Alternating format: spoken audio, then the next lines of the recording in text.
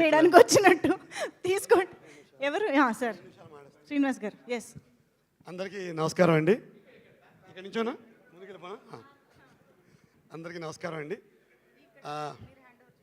నవ్వించడం ఒక యోగం, నవ్వలేకపోవడం ఒక రోగం.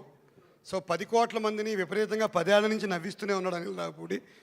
జో జీతా హై ఓయి సికందర్ అంటారు. గెలిచినవాడే పాదుషా, గెలిచినవాడే నవాబు. ఈ గెలుపుని తన జీవన విధానంగా మార్చుకున్న అనిల్ రావిపూడికి ఒక్కసారి గట్టిగా చప్పట్లు కొట్టాలని కోరుకుంటున్నాను.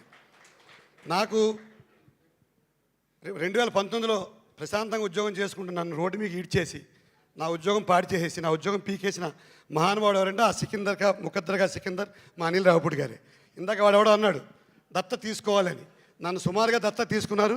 ఇది నా 6వ సినిమా అనిల్ రావిపూడి గారితో. F2, F3 సర్లేరు నీకెవరు, భగవంత్ కేసరి, సంక్రాంతికి వస్తున్నాం. ఇది జారిపోతుందేమో అనుకున్నాను, కానీ ఆ ప్రిన్సిపాల్ నార్త్ ఇండియా లుక్లో మిసా లేకుండా నన్ను దాన్ని ప్రొజెక్ట్ చేశారు. సో అనిల్ రావిపూడి గారికి తమ్ముడని పిలుచుకుంటాను. 100 సార్లు ధన్యవాదాలు తెలియజేస్తూ, ఈ మానసిక రుగ్మతలు మానసిక వ్యాధులు డీల్ చేసే డాక్టర్లు, సైకియాట్రిస్టులు ఈ ఏడాదికి 2 సినిమాలు తీస్తే వాళ్ళందరూ బోర్డులు మూసుకోవాల్సి వస్తుంది.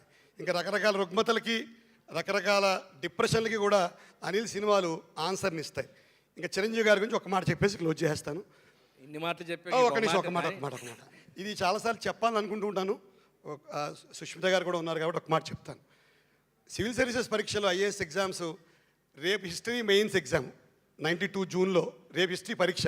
ఇవాళ ఆపద్బాంధవ్ రిలీజ్ అయింది. ధర్మ సంకటం సినిమాకి వెళ్ళాలా, హిస్టరీ సివిల్ సర్వీసెస్ జీవితం ఐఏఎస్ పరీక్షలు వెళ్ళాలా వద్దా తెగించేసి చిరంజీవి గారు ఆపద్బాంధవుడు సినిమా చూస్తే ఆ పరీక్షలో నాకు ఎక్కువ మార్కులు వచ్చాయి. అప్పటి నుంచి ఒక థీరీ తీశాను.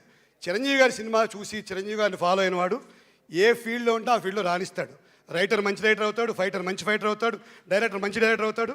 నాలాంటి ఆర్టిస్టులు కొత్తగా మిడ్ ఏజ్లో 48 ఏళ్ల వయసుకు వచ్చి చిరంజీవి గారితో స్క్రీన్ షేర్ చేసుకునే అవకాశం వచ్చిన నటులు కూడా రాణిస్తూనే ఉంటారు. సో అందరికీ ధన్యవాదాలు తెలియజేసుకుంటూ, ఈ 10 కోట్ల గెలుపుని జీవన విధానంగా మార్చుకున్న అనిల్ రావిపూడికి ఒక్కసారి అందరూ ఆదర్శంగా తీసుకోవాలి.